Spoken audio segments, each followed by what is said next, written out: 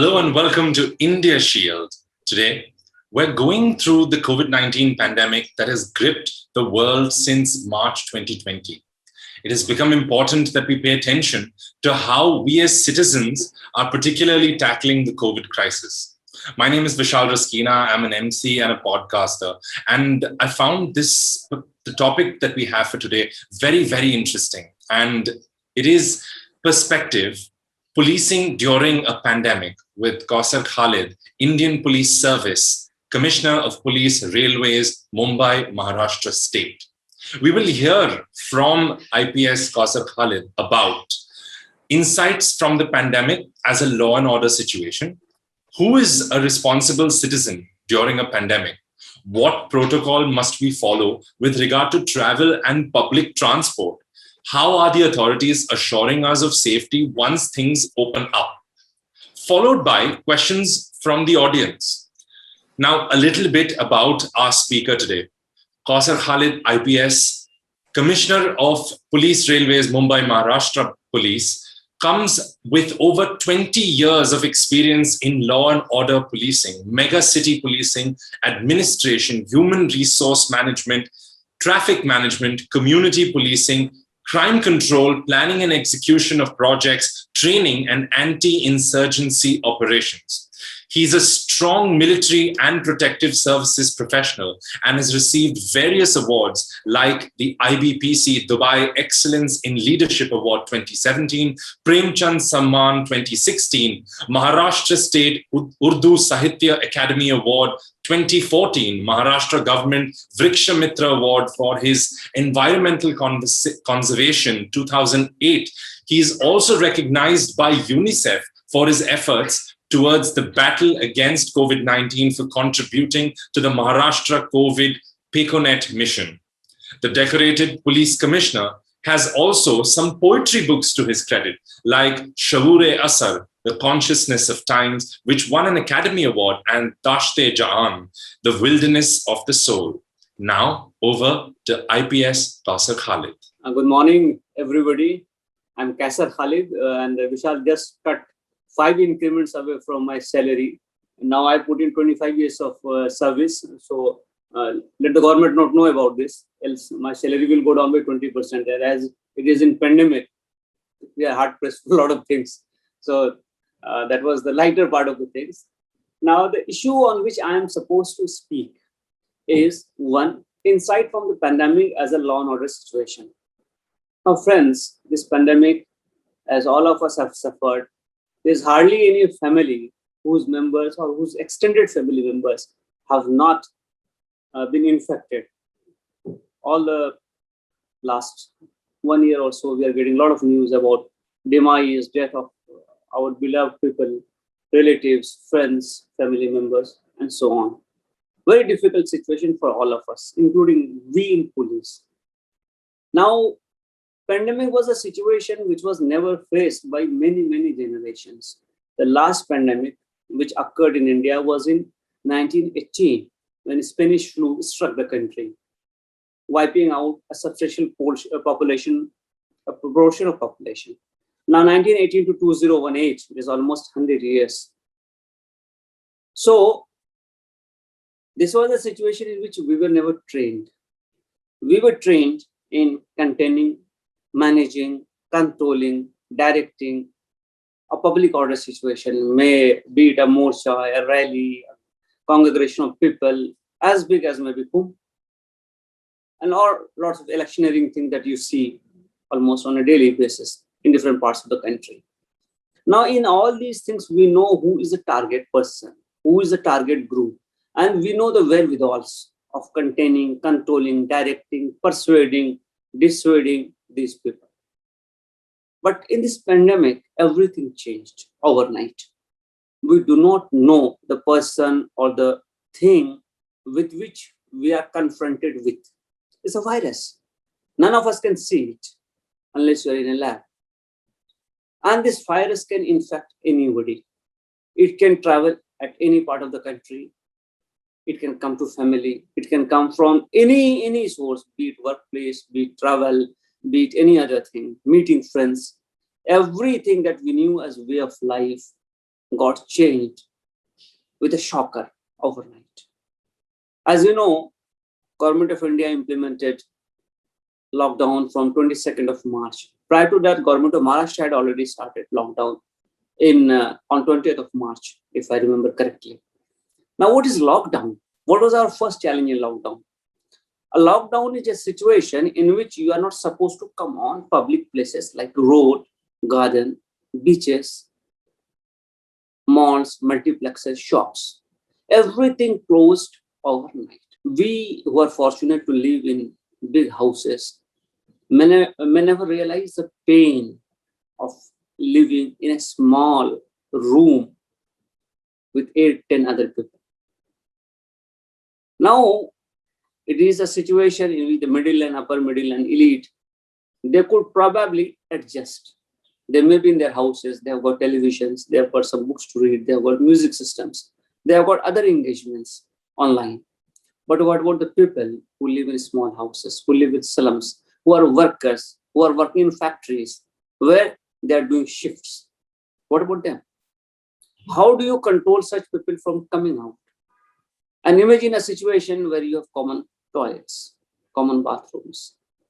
In a lot of slums, you don't have personalized bathrooms. It's a common facility. Now that common facility is used by everybody. We do not know who among them is the carrier. So what happened? There was a huge possibility, a dangerous possibility of you getting infected. So what you try to do? You try to come out of that space, that congested space.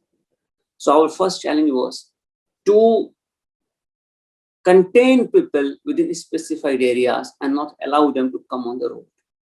Now it is easy to say that, but it is very difficult to implement. You have got business commitments. You have to go and get your food, get your drinks, get your other essential supplies, get your medicine, to visit a person who is unwell, sick, and otherwise other social commitments. Everything comes to a standstill. Human nature does not agree to this very easily. So our first challenge was how to ensure that people are restricted to their homes, their houses, their neighborhoods. Very difficult challenge. So a lot of things, a lot of innovative ideas had to be brought in. We started using PA system announcing why it is necessary to be inside their homes, because I have to convince, I cannot use force. They are my own people. They are the citizens of this country and they are not breaking any law. So I have to convince them why they should not come out. One. For that, I must have an extensive PA system mechanism, especially in urban areas where the density of population is very high. Yet, people will come out. They will not listen. They will get frustrated. They will get agitated. They have to do the necessary things. So they were coming out. So we started with another thing, which was called patrolling or marchers, where the senior most officers also came. And we also gave a demo how to behave, what to wear, how to protect oneself. So the PA system is announcing the things and the senior officers are marching into different lanes, by lanes, LAs in these areas. In fact, all areas on the roads. The second thing was that. Third, if you were to come out for something, then checking. Now, a lot of nakas came. The issue in naka is this, that you come in proximate contact with people. That means you have to check their papers, you have to check their identity, you have to check and ascertain the reason, because certain essential things cannot be put off. Therefore, we issued passes.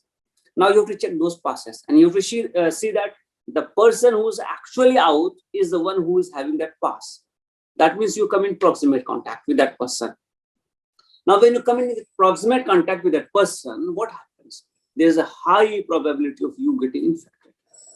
That means you have to wear a mask, a face shield, you have to use sanitizers, you have to keep a social distance, but every time it is not possible to do these things.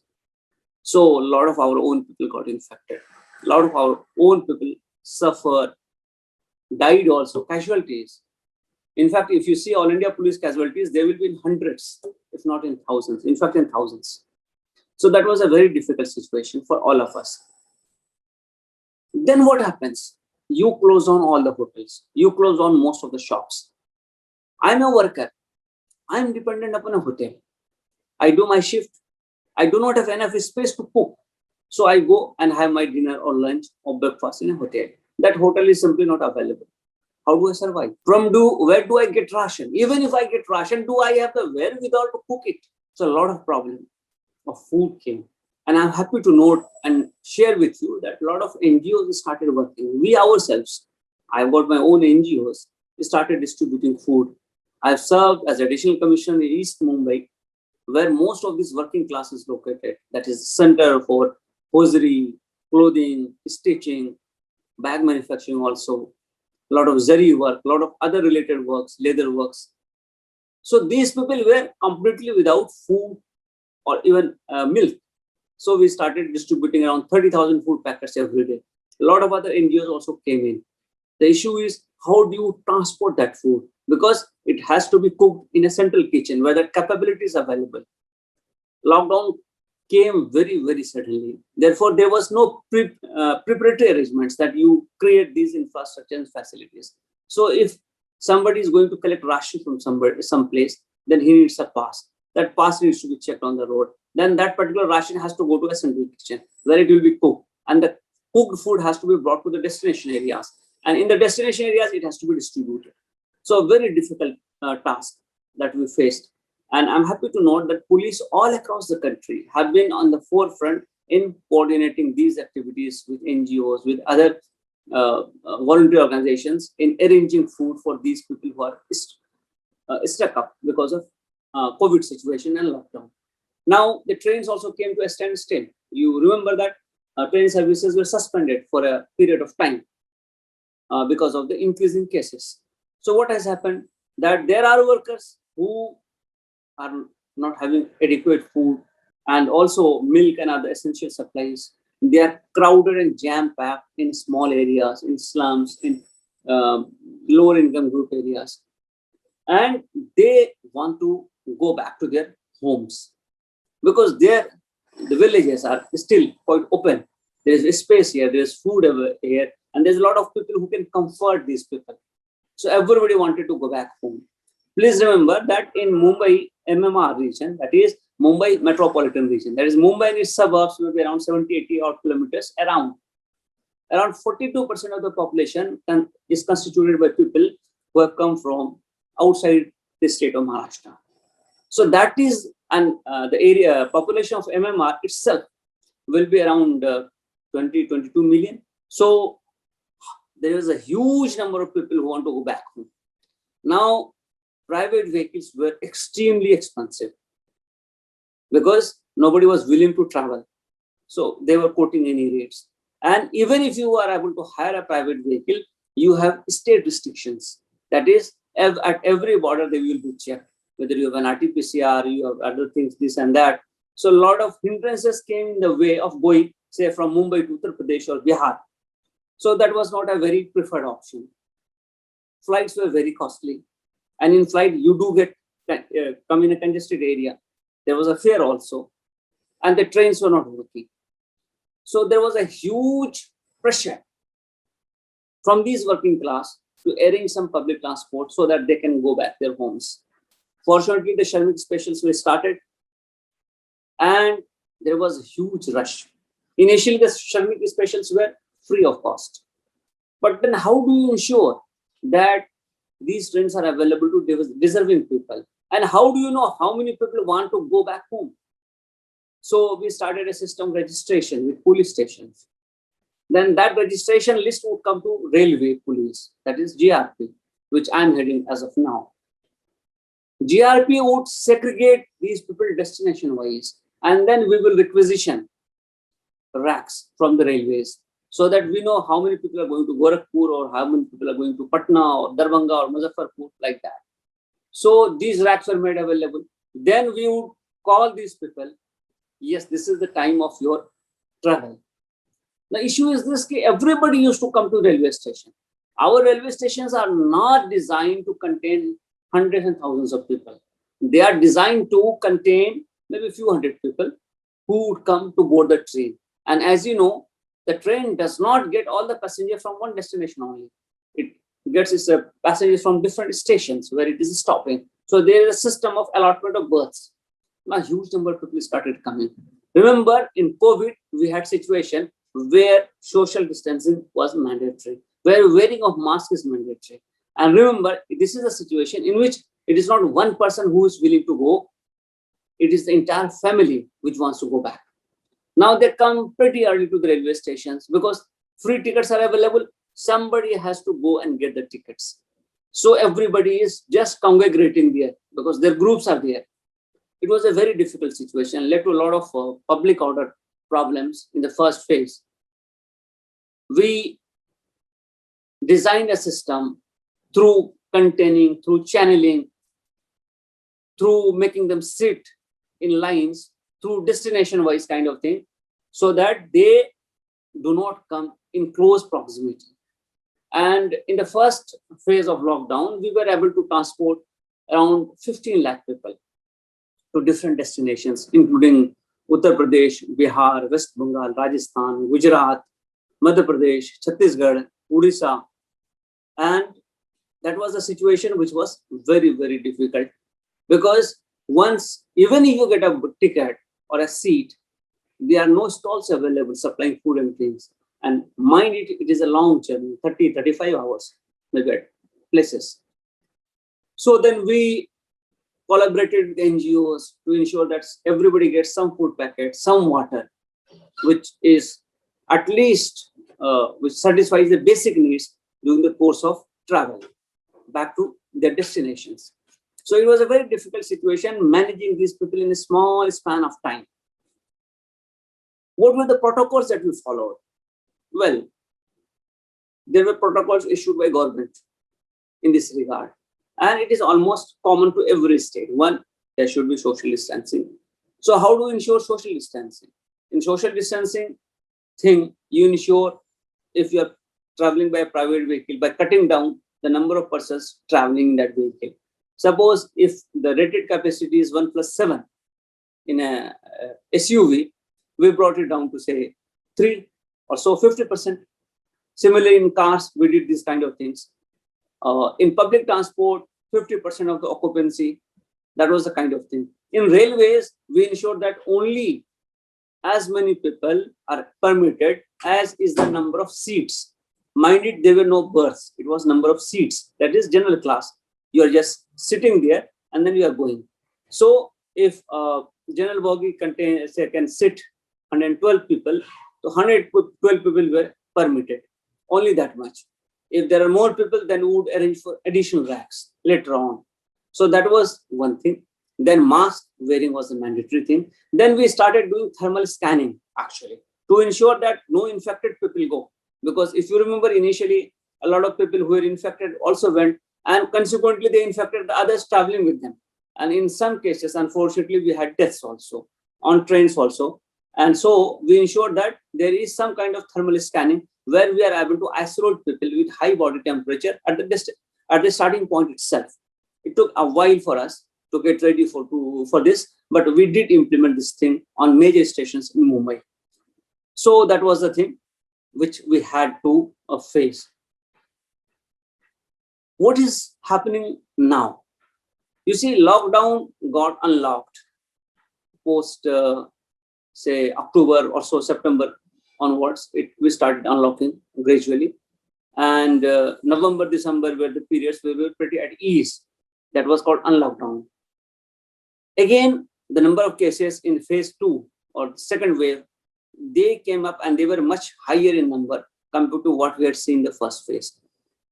People who had gone back home came back because you have to earn. And for earning, you must be at the place of your job. So they had come back.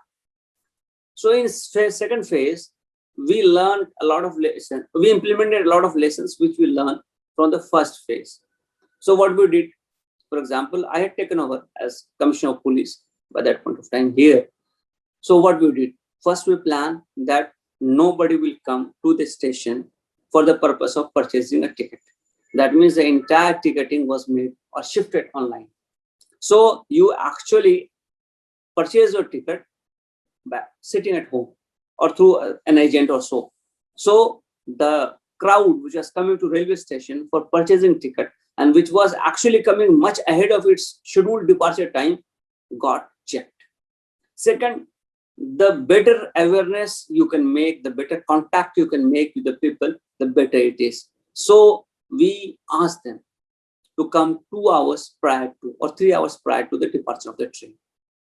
Initially, we were letting people inside the railway station, but during the phase 2, we ensured that the access point, entry point itself is manned, and there only we bring the first control. That is, only if your train is scheduled to depart soon, you will be allowed. So we reduce the crowd there. Then we made segregation destination wise. So if a train is going to Gorakhpur, so it is a separate line. If a train is going to say Cuttack, it is a separate line. Or if a train is going to Darbhanga, it is a separate line. So we ensured that we tried making people sit in lines so that there is minimum movement. Also, in the lockdown 2 time, our communication rapport with NGOs was much better. So we started this stall actually to ensure that whoever needs food and drink actually gets there. And also, if you remember, because by the time we had the second lockdown, we also got used to a lot of practices. So people brought their own food and other drinks, and while they were going on boarding a train. Remember this thing that during this period, we did not stop many regular services which were running. So in the first phase of lockdown, we were transporting people only by sitting. There were no air-conditioned bogies. There were no berths actually. This time we had berths. We had air-conditioned bogies. We had many regular trains running, called holiday special only, but they were like regular trains. So what happened? That the management was much better. We realized that there were a lot of touts which were operational in the first phase. They were selling tickets. So we created vigilance teams to ensure that no such thing happens. Then we segregated destinations. Trains will start from different destinations in different areas. Some train might start from CST or VT, as you know. Some would start from Dadar. Some would start from Lokmanya Tilak terminus, which is Kurla. Some would start from Bandra. Some would start from Mumbai Central. Some would start from Panvel. Some would start from Kalyan. So what will happen? What happened? We actually ensured that all the crowd does not come here in Mumbai to one station or a few stations. We segregated the crowd as per destination. So that helped us. Thirdly, what we did that this time also we enforced this thing. It will be equivalent to number of seats available. Only that many passengers will be permitted. So with a confirmed ticket, adhering to number of seats available, we were able to contain the flow. And wherever the number of waitlisted passengers increased, we ensured that additional racks are made available. So another train was made available to take these people back home. This time, we made a lot of other changes in the system of management itself. There was no registration. Ticket was purchased online. So the congregation at the police stations and then registration and all the chaos was done away with. With proper communication with them, segregation of timing, segregation of destination, segregation of starting points, we were able to have a chaos-free arrangement of transport. And you'll be surprised that in the first phase, we ensured or we arranged travel of 15 lakh people. In the second phase, we arranged travel for 53 lakh people, which is almost 3.5 times without any chaos, without any problem. And we also countered a lot of rumors that many people, mischievous elements, was trying to spread that there's so much of crowding here and there. You remember in the first phase in Bandra, a lot of people gathered outside the railway station because of a rumor. And there was a major law and order problem. This time we ensured that no rumor is left unchecked. We countered it immediately, reached out to people to different social media.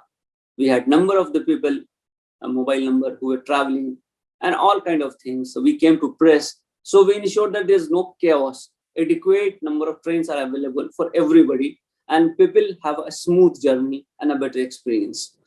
We also ensured that this time our own men and people are vaccinated. They learn their own lessons.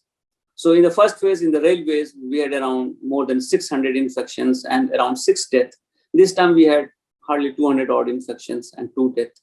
So we cut down on that.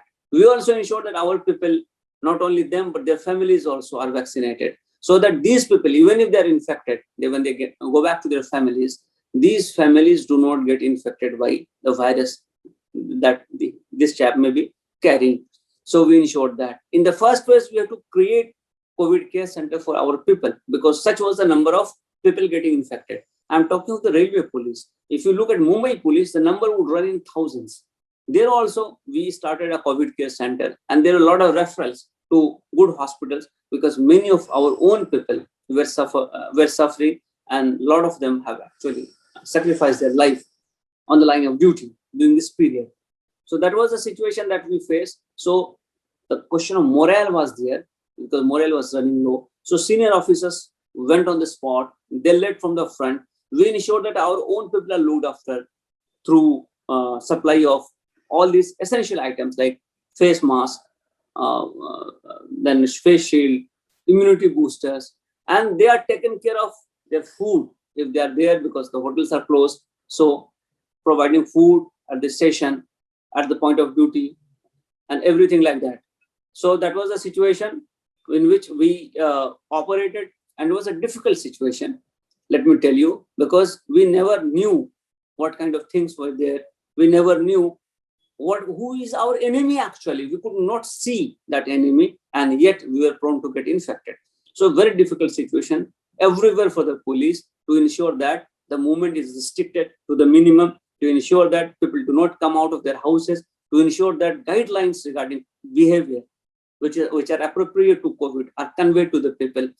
We had to ensure that those who come out, they do not flout the rules. We have to ensure that we do not use force while dealing with these people. They are not criminals. They are not delinquents. They are not breaking law. They are coming out because there is a need for them to come out, in the sense they have to go and purchase something essential, that have to go to the hospitals where somebody may be admitted, and a lot of other things. And a metropolis, when you're dealing with where 22, 23 million people are living, it is really a very, very difficult challenge. But when I look back, I have a sense of satisfaction that we could discharge our responsibilities maybe with a lot of efficiency, and we should feel contented that whatever responsibility government gave us to implement, we are doing that. In fact, I'll tell you, now government of Maharashtra has issued an order, in fact, since last 2 months, that everybody who is coming to Maharashtra by train will have to go through a screening regarding COVID. If he is bringing an RT-PCR report, which is negative, fine. If not, then he will be checked. So every major station is having thermal scanning, rapid antigen test, ambulances, and evacuation plan. If somebody is found positive, then what is the level and nature of the illness, and what kind of response needs to be undertaken. Therefore, he may be asked to be in home quarantine. He may be asked to go to a COVID care center. In fact, he would be evacuated to a COVID care center if needed, or maybe admitted to a hospital. So a lot of issues came up, and which were very new, which we never faced actually. And that was a great learning as leaders of the force for all of us. So this in brief was what we did during the COVID, or what we tried to do in the COVID. The situation has not eased completely as yet. Still, a lot of restrictions are there on travel, and but I think in last 15 months or so, people have also learned COVID appropriate behavior, and I'm happy to note that at most of places we got a lot of cooperation from people. Thank you. Thank you so much, sir, for that. I think this has been a fantastic speech, a fantastic I think before I start with even a questioning, I really want to thank you for your service. That is very, very important.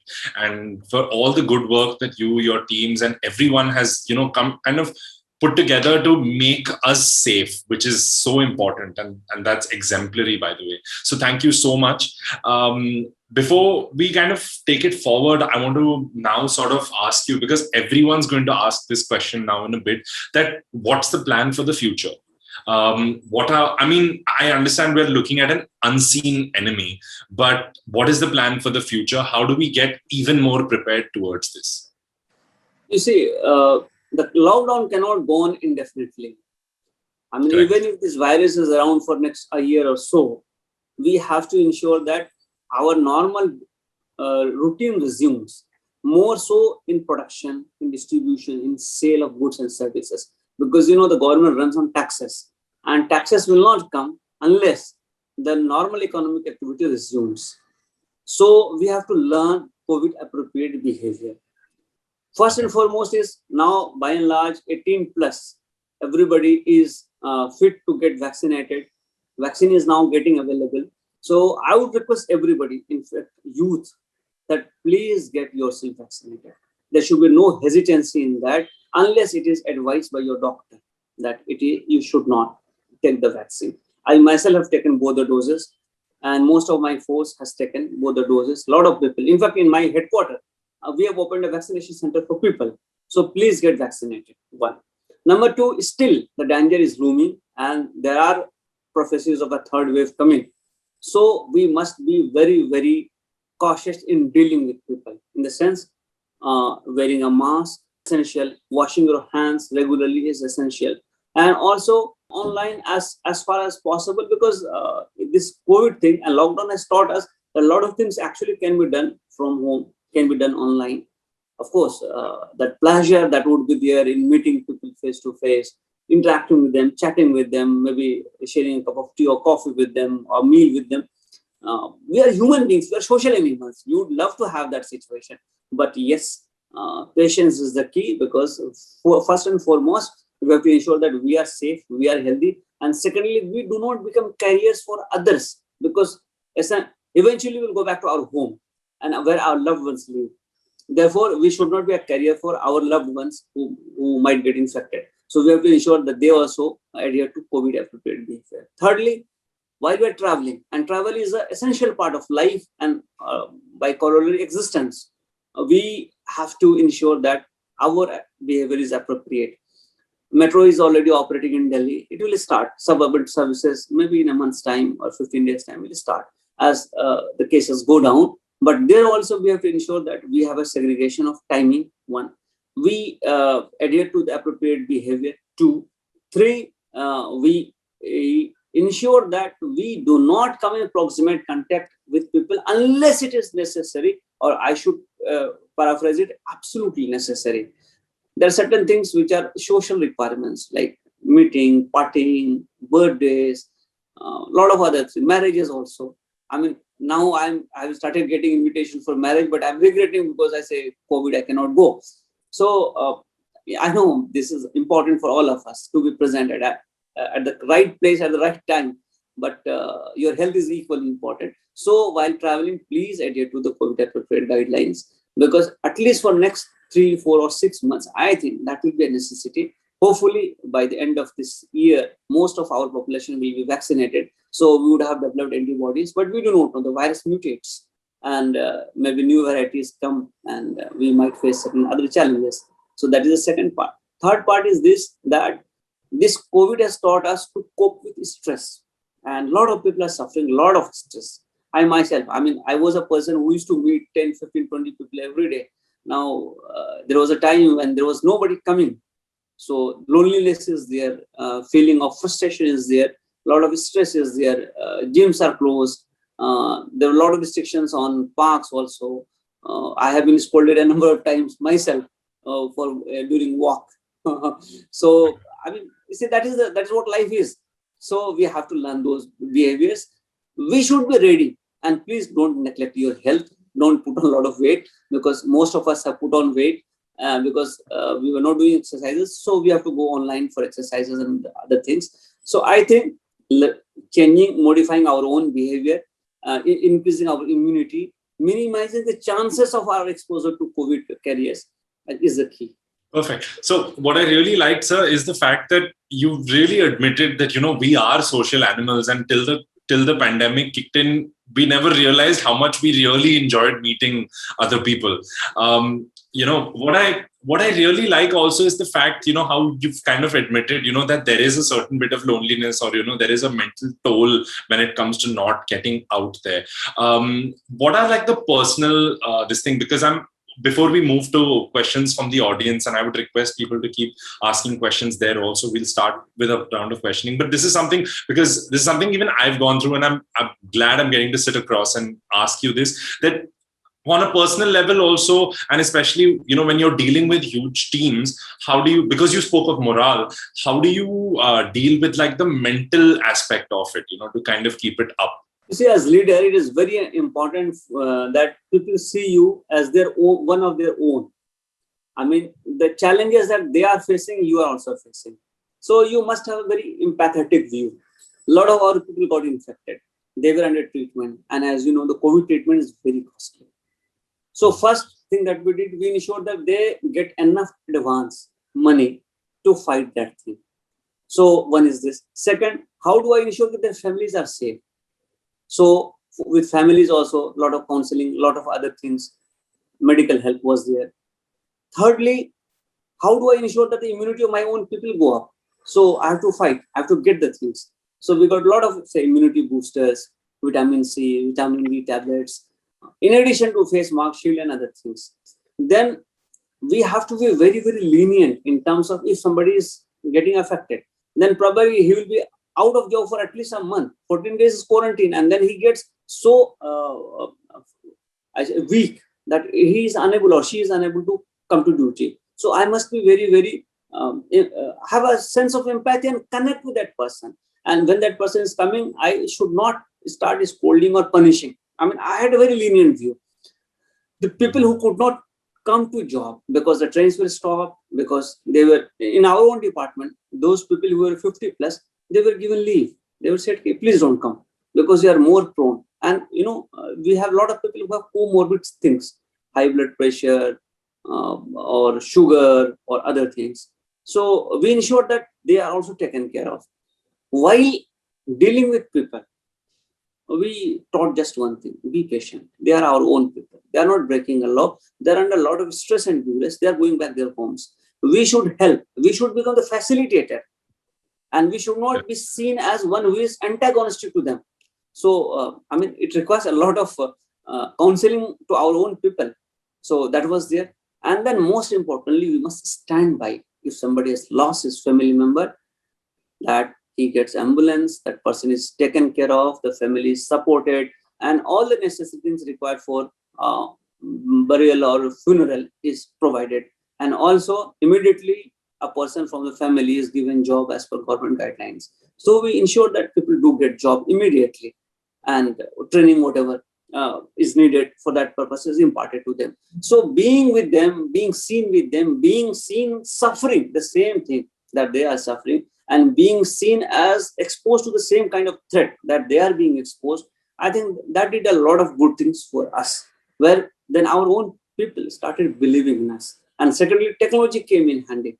I mean, as I have narrated the story, that 15 lakh, look at the amount of chaos, and 53 lakh, look the amount of smoothness, because we utilized technology and we learned our lessons. See, we committed mistakes. We are human beings. We were never exposed to this thing. We were never trained for this particular challenge. We adapted. So we learned our lessons. And when the second lockdown came, we implemented those lessons. And that is why it was much smooth. So I think, see, as leader, you are seen as the head of the family, father figure. So a father must behave like a father. He must be standing by the side of his children, must be helping, supporting, encouraging them, must be taking care of them if they are incapacitated because of some reason, and must be seen as the one who will always stand by them in the time of crisis. I think that was the takeaway during pandemic for us. I think that's amazing, because you spoke of empathy, and I feel we have to kind of experience empathy, or feel empathy towards our fellow men and women also. So now we have some questions coming in. Neha Rao asks, curious to know about how the police force managed their daily duties in the peak of the pandemic. Neha, it was difficult. One, I'm talking of Mumbai. Mumbai, the trains are always available. And suppose if I were to travel from Kalyan to Mumbai, which is around 70 kilometers, I will take maybe an hour. But if I were to come by a vehicle, a private vehicle, it might take even 2 hours. So train is a very quick medium of travel. One.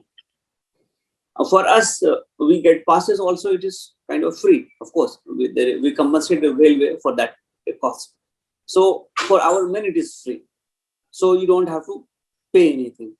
And thirdly, you know exactly, I mean, you reach to your destination, maybe from there it is a 10-15 minutes walk to your thing. Then you have food available. You bring your tiffin for the lunch. And when you go back, night time, you have your dinner. In between, food stalls are available, chai is available, everything is available, foods are available. Everything went away. Now tell me, what do I do? So I have to use my old motorcycle. That means I have to fill the petrol. Then I have to drive it for so much time. And then again going back. And then there is no food available. So a lot of challenge. My duty hours increased, got enlarged actually, because then traveling almost took twice the time that it used to take by train. Then the food became under issue. Third, that I am always constantly under the fear that I might get infected. So for the first time, we realized that insan se katrata hai. No, when we meet a friend, we say hi, we shake hands, sometimes hum gale mil jate hain and all that. Yahan to when I see people, we get separated, no? The moment you see, even I'm going out for walk and all that, when I cross people, I stop my breath for 3 feet or 4 feet. So, 3 feet pehle, 3 feet baad. So, I mean, it was a very difficult situation for all of us, but I'm happy to know this thing. And that however films and other things may show our image, but our people have really done wonderful. Constabulary, I'm talking constabulary, mostly because they are staying away. So difficult. But they stood by. They came for their duties. They discharged their duties, and in the line of duty, thousands of them have sacrificed their lives also. So my salute to them and hats off. I mean, we could see there were in Mumbai. You will not find any place where there's a naka and it is empty. People are there. They are standing there. They are checking papers there.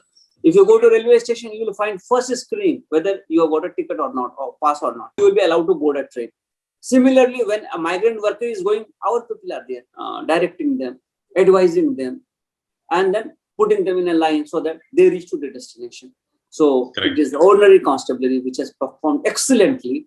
And I think that is something which we all must record. I think that's great because so in the first lockdown, my building did not get sealed. In the second one, when it became even more aggressive, my building got sealed, and the level of strictness that was there by the cops, by the BMC, by everyone was so this thing that nobody got out of their flats. I think that's great when it's a huge tower, and nobody's getting out and everyone's listening to this. So that's something I really like. You spoke about having this constant fear of being tested positive. So Niharika Khanna asks a question saying, if a police officer or anyone in the police force tests positive, how and where did they quarantine? How was the safety ensured for both the family and the person itself? If unfortunately some of our own men got tested positive, so we would immediately assess what is the condition. So we have to start our own COVID care center for policemen. Those, as Vishal is conversant in Mumbai, in Kalina, there is a LA 5, local armed police branch 5. So we started a hospital there, COVID care center there. And for railway police, in the Godrej premises in Vikhroli, we started a COVID care center. So initially we would put the person there, and monitor his parameters. Depending upon the situation, if he needed referral to a better hospital or bigger hospital, then 7 Hospital was declared an exclusive COVID center here in Mumbai, and maybe the case elsewhere also in other states. So we shifted that person. We ensured that there is adequate advance given to the family to purchase medicines and other things, because remdesivir and other things were pretty costly. So and we also ensured that, in fact, in the second phase, I myself started a free oxygen supply through our NGO. So oxygen cylinders are available to the people. And we also got anybody who came in proximate contact tested. And we were doing this from our welfare branch of police, so that people are taken care of. So despite having large infection, our mortality was pretty low. And mind is that many of us have actually comorbid situations because of certain habits that we have. We don't eat on time. Also, we do not get much time for exercise and all that. So at the constabulary level, comorbid situation was there. That is why we took a policy call that those who are 50 plus will be given leave and will not be called on duty during the pandemic period. And that we did. We managed with whatever staff was left. And within that also, we had infections. But all in all, what I can say is that we ensured that there is immediate detection, immediate isolation, immediate help, and referral to a bigger hospital if needed. And if unfortunately the person passes away, then all the other necessary help which is needed for the disposal of the body and for the employment of one of the dependents, depending upon what rank he was. Amazing. Rahul Sharma asks a very interesting question saying, what are the places that one should avoid even if the city opens up? The places where there's a lot of crowding and where we do not know people. That is, say, malls, multiplexes, hotels to the extent possible. Now with the home delivery, almost everything is available at your residence itself. And wherever it is crowded, if you are a Mumbaiker, then you would know that Marine Drive promenade is pretty crowded, or Bandstand is pretty crowded. And also other crowded places like Crawford Market here, for example. I mean, of course, the cheapest thing you get there only with on a good discount. But if you were to go to these places, please make the timing such that you reach there at a time when the crowd is pretty less. That is early morning or late evening or something like that, or maybe lunchtime. I mean, you will have to go. I mean, we cannot remain confined to our rooms. I'll tell you, during COVID, there's a Turkish serial called Resurrection, 500 odd episodes of 2 hours odd each. So I finished it twice. I mean, there was no job. So, and that was also fasting period. So I used to sit post my night prayers and be there till morning when I got my morning meals. And that was my routine at that point of time, because it was extremely frustrating. What do you do? So avoid if possible, and if not possible, then make your timing such that you reach immediately when the thing opens, so that the crowding is less and your things is done. And with the online and delivery of the things and e-commerce taking a big shape here, I think most of the things are available, including your vegetables, including your grocery, including most of the electronic and clothing items that you need. And now what has happened that companies have started actually bringing merchandise to your home or office, wherever you call them, especially for the high-end thing. So they will bring all the models and whatever is available. And e-commerce has taken a big route in metros. What metros? Even small towns. So I think we need to seek the alternatives also. So one final question. I know we've spoken about everything in terms of how you've been so instrumental in this pandemic, and how you will continue to be as instrumental and even more in the next one. And it's great that you've shared all these learnings with us. Right? Now, from a citizen perspective, what do you expect the responsible citizen to do? This is our final question to you, sir. As I explained, a responsible citizen must first take care of his own safety. That means that first he must get and his family vaccinated, himself or herself, and his or her family vaccinated. One. Secondly, what is called COVID appropriate behavior. That means that wearing a mask and maintaining social distance. These are two basic things. Thirdly, if you were to go out, please ensure that your timing is such that you are not caught in the crowd. So segregate your timing. And also, if you're working in an office, officers need to learn from this COVID thing, and they need to segregate their timings. And in fact, in West, if you see, officers will start maybe at 8 and close at 5 or something like that.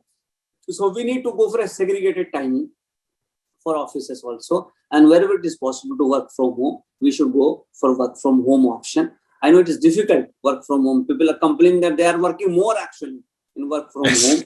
But then for at least a year or so, I think we need to have this kind of thing. And also from time to time, guidelines to come. So we should read, and we should not fall victim to rumors. We should cross-check. There are a lot of rumors. I mean, my own relatives, they said, in this vaccine, half is vodka, half is water. So he did not take the vaccine when it was due. Later on, I had to struggle actually. then go on coin and this do this and that. So a lot of rumors were actually being spread by interested parties. So that thing we should avoid, and we should cross-check anything from authorities. If we listen about or hear about something, we come to know about something, please cross-check. The moment you start this, you adopt this habit of cross-checking, you will be surprised to see 80-90% of this communication will just go away. This is just trash, which is coming on different social media. And go to ICMR site, go to Government of India site, go to state government site, you will get the correct picture. So do cross-check. And in case of any issues, whoever is the nearest authority, ask. And I've seen that people are helping. So it's like this. So little modification from our behavior side, little modification from government side or authority side. I think we can see through this challenge, and maybe पुराने दिन वापस लौट आएंगे. Definitely. Thank you so much, sir. I am definitely going to at least follow you on all social media, at least to check out even your poetry. So thank you so much for sharing this 1 hour with us and with everyone here. And we've had a lot of questions, but I mean, we've had time for only so much. But thank you so much. And thank you for your service once again. Thank you, everybody, for tuning in to today's session. Stay safe.